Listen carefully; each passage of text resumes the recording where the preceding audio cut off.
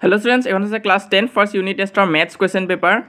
তো পেপাৰখনত ইংলিছ আৰু আছামিজ দুটাই আছে তো তোমালোকে কোৱালিটিটো বঢ়াই ল'বা আৰু কাৰেক্ট এনসাৰখিনিত পেন্সিল দি দাগ দিয়া হৈ আছে তো তোমালোকে চাই যোৱা কিবা যদি কনফিউজন পোৱা বা কিবা ভুল এনসাৰ দাগ দিয়া দেখা পোৱা তেনেহলে আমাক কমেন্ট সেকশনত জনাই দিবা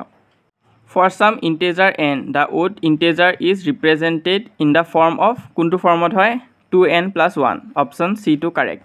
তো হেনুকাকৈ ইয়াত দাগ দিয়া হৈ আছে তো তোমালোকে চাই গলে হ'ল আৰু 2 নম্বৰত ইংলিছ মিডিয়াম কোৱেশ্চনটো ঠিকে আছে কিন্তু আছামিজ মিডিয়াম কোৱেশ্চনটো তোমালোকে চোৱা 5 আৰু 9 লিখা আছে এটো 5 আৰু 9 নহয় 5 আৰু 8 হ'ব তো চাই যোৱা এই পেপাৰখন আৰু ভিডিওটো এটা লাইক কৰি দিবা যদি হেল্পফুল পোৱা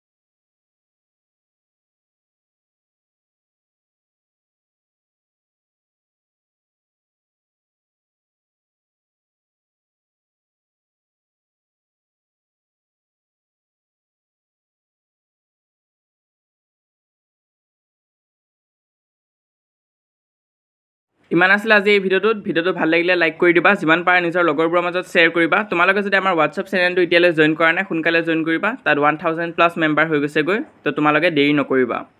আৰু এটো হৈছে আমাৰ Instagram হ্যান্ডেল এটো তোমালোকে Instagramত সাৰ্চ কৰি আমাক ফলো কৰি লবা তাতো ইনফৰমেশন কিছুমান দি থাকা হ'ব আৰু যদি চেনেলত নতুনকৈ আহিছা তেনেহলে সাবস্ক্ৰাইব কৰিব নাপাহৰিবা এনে ধৰণৰ ভিডিও আগলৈ আহি থাকিব